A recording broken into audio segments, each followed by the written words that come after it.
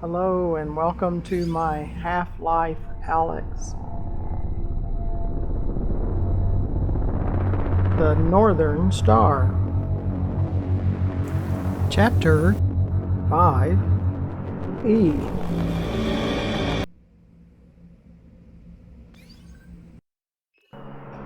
Well, I apologize for the faded box that's in the top left corner, which takes up about half the screen. I'm not sure where that comes from. I've been trying to figure out where. It happens maybe 10% of the time, and if I catch it in time, I can move the capture to another screen and keeps it from happening, but every once in a while it sneaks through and I don't see it on my VR headset, but I do see it when I go back to edit the video, so I apologize ahead of time, and it doesn't keep you from seeing what's going on, but it seems to mainly happen on Half Life Alyx, so yeah, I'm kind of baffled by it, so we'll just try to get through it.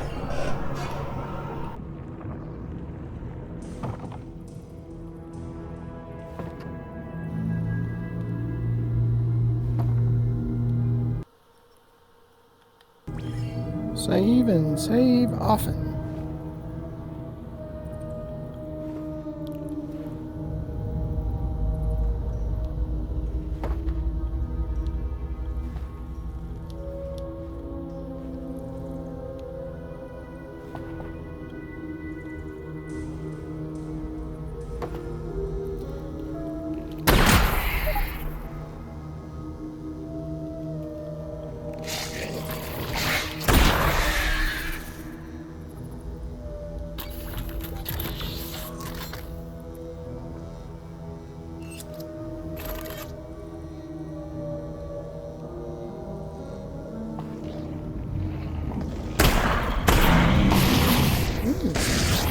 That hurt.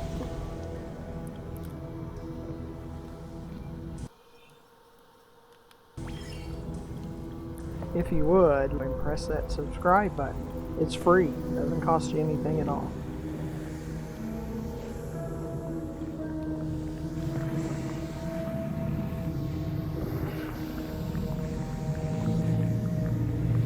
The floating headphones is the developer commentary. Zen foliage has been designed to respond to the player in a number of ways. In dark areas, where the flashlight is active, some Zen flora will animate or expand in response to the light. These Zen plants respond to the proximity of the player's hand by glowing and pulsing. The glow effect in particular is rendered with an offset using the correct binocular perspective for each eye, which gives the impression that the glow originates in the interior of the organism. The Zen flora's shader effects, which rely on hand proximity, take their input from a dynamic voxel field which follows the player at all times. The player's hands effectively draw motion trails in this voxel field, which can be sampled by the foliage's shaders to drive deformations and other shading effects. If the player moves their hands quickly, they produce motion trails in the voxel field. If they hold their hands still, they produce a radiating force. These different types of motion characteristics allow us to create different behaviors in the foliage to give it a bit of extra personality. Since this is our first time play, we're going to listen to the commentary from the developers.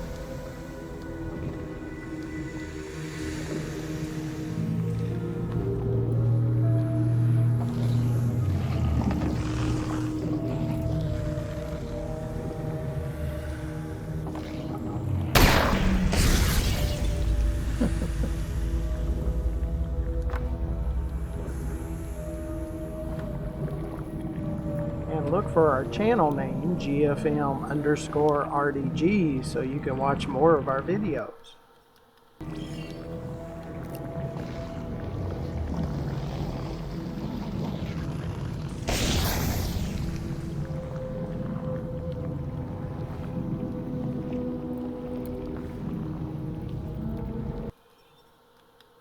There's a lot of save places, good places to save.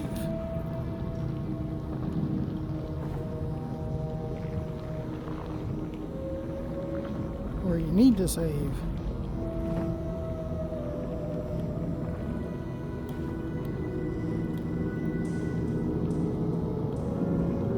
you can look underneath the video in the description. You find ways to donate and join our Patreon.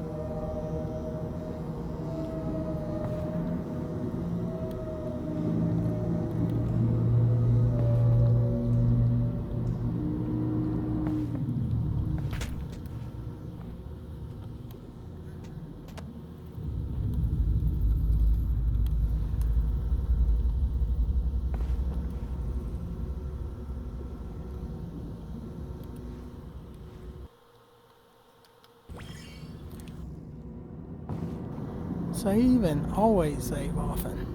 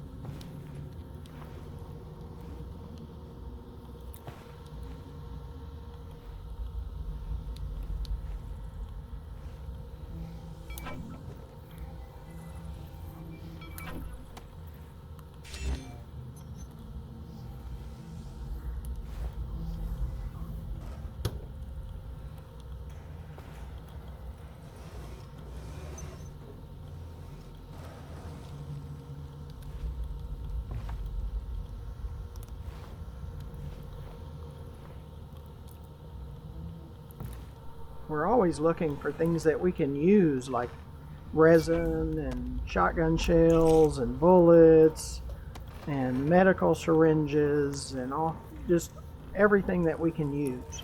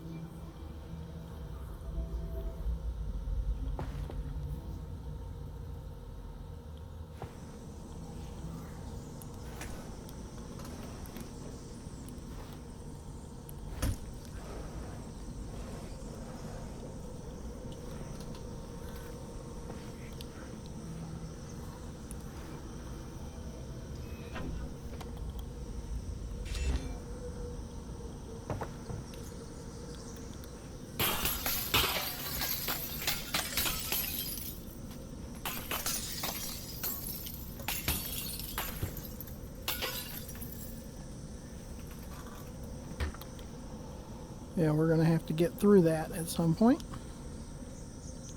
Be sure to catch our videos on our multiple platforms. Rumble.com is probably the best way to watch our videos, just because Rumble helps our channel more than YouTube does. So, and you'll probably see the video after it's recorded quicker on Rumble.com than on YouTube. So check out our Rumble.com channel, GFM_RDG, to get a first look at our videos. Particle effects present an interesting challenge in VR due to stereopsis, which is our ability to discern the depth of objects from two slightly different views of the world we see from our two eyes.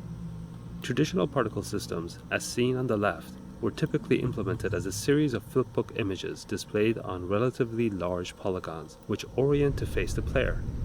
Each series of images would contain effectively a little movie of a more complex phenomenon, like a wafting puff of smoke or a flickering flame, and so on. For the monoscopic rendering used in non-VR systems, this approach holds up well and is widely used across the industry. Because of the stereo rendering used in VR, however, players can easily see the flat cards, resulting in the unconvincing effect seen on the left. To address this, we had to update our particle rendering techniques for VR. The particle system on the right is an updated VR-friendly version of the older effect seen on the left. One technique we used on large cards, like the ones used in this smoke effect, was to create some drag on the card's reaction to the player's head movement. To do this, we created another particle system which lagged the player's position and was used as a player camera for the facing direction of the smoke cards. By removing this one-to-one relationship of head motion to sprite rotation, we were able to give the impression that the smoke effect was volumetric. In addition to using more 3D elements in the creation of our effects, we also often use the post-processing bloom on particles to help visually merge elements that otherwise would appear as a set of flat planes. This made the cards harder to stereo fuse, which gave them a more diffuse volumetric feel.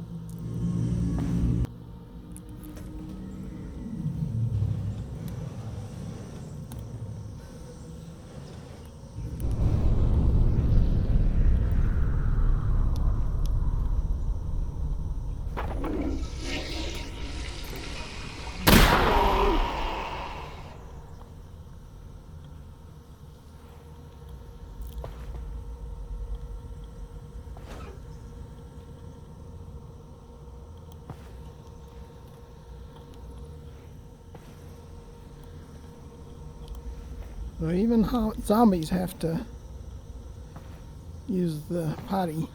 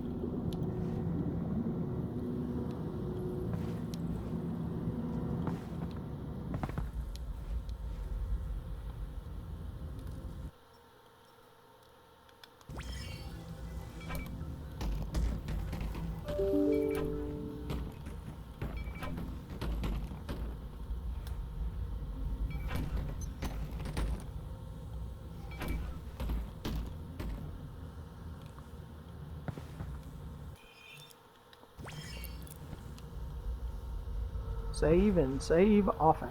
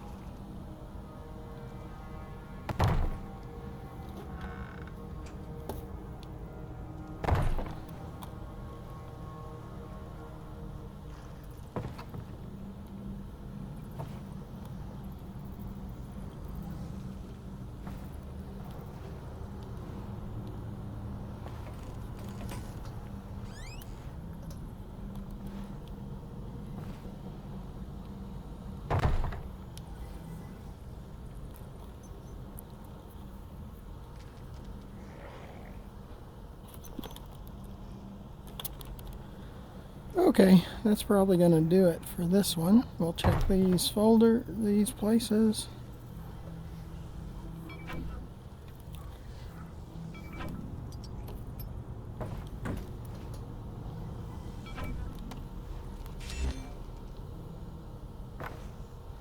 And we'll probably end this video here and we'll start up a new one.